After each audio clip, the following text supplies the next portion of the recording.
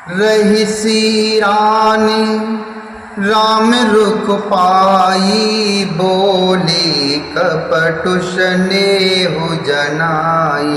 शपथ तुम्हारो भरत के आना, हेतु न दूसरो में कछु जाना।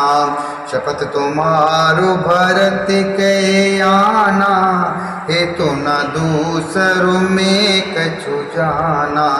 हेतु न दूसरो में कछु जाना।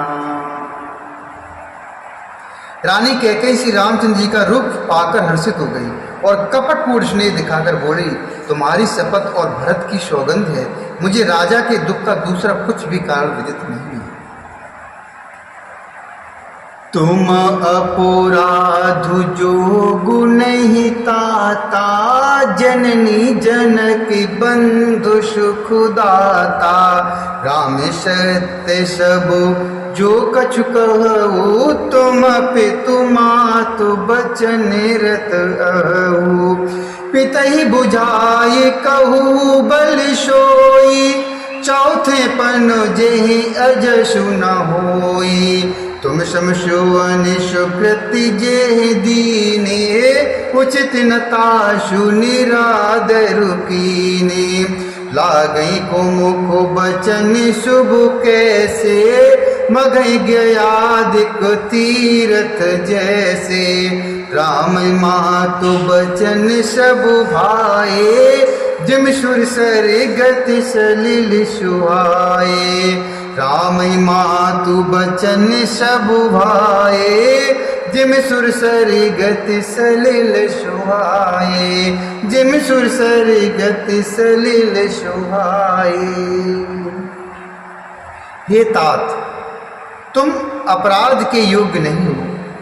तुमसे माता पिता का अपराध बन पड़े यह संभव नहीं। तुम तो माता पिता और भाइयों को सुख देने वाले हो। हे राम, तुम जो कुछ कह रहे हो सब सत्य है। तुम पिता के वचनों के पालन में तत्पर हो। मैं तुम्हारी बलिहारी जाती हूँ। तुम पिता को समझाकर वही बात कहो जिससे चौथेपन अर्थात बुढ़ापे में इनका अपयश न हो। जिस पुण्य ने इनको तुम जैसे पुत्र दिए हैं उसका निरादर करना उचित नहीं है। कैकेयी के बुरे मुख में ये शुभ वचन कैसे लगते हैं जैसे मगध देश में गया आदि का तीर्थ। मगध देश में गया आदि तीर्थ। श्री रामचंद्र जी को माता कैकेयी के सब वचन ऐसे अच्छे लगे जैसे गंगा जी में जाकर अच्छे बुरे सभी प्रकार के जल शुभ सुंदर हो जाते हैं। गई मूर्छा राम ही सुमिर, गई मूर्छा राम ही सुमिर। नृप फिर करवट लीन, सचिव राम आगमन कही। विनय समय समकीन, सचिव राम आगमन कही। विनय समय समकीन। इतने में राजा की मूर्छा दूर हुई। उन्होंने राम का स्मरण करके राम राम कहकर फिर करवट ली। मंत्री ने श्री रामचंद्र जी का आना कहकर समय अनुकूल विनती की। अविनिप्य कनि राम पगुधारे, धर धीर जूतबो नयन उघारे। सचिव संभारी राहु बैठारे, चरण परते नृपे राम निहारे। लिए स्नेह बिकल उरुलाई, गए मन मन हूँ फनिक फेर पाई। राम ही चितई रहु नर नाहु, चला बिलोचन बार प्रभाऊ। राम ही चितई रहु नर नाहु, चला बिलोचन बारे प्रभाऊ। शोक विवश कछु कहे न पारा, हृदय लगावत बार ही बारा। विधिये मनावो राउ मैनु माही, जे रघुनाथ ना कानन जाही।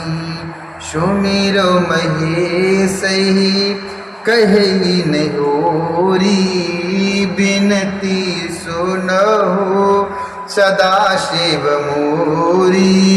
आशुतोष तुम अवडर दानी, आरती हरहु दीन जनु जानी।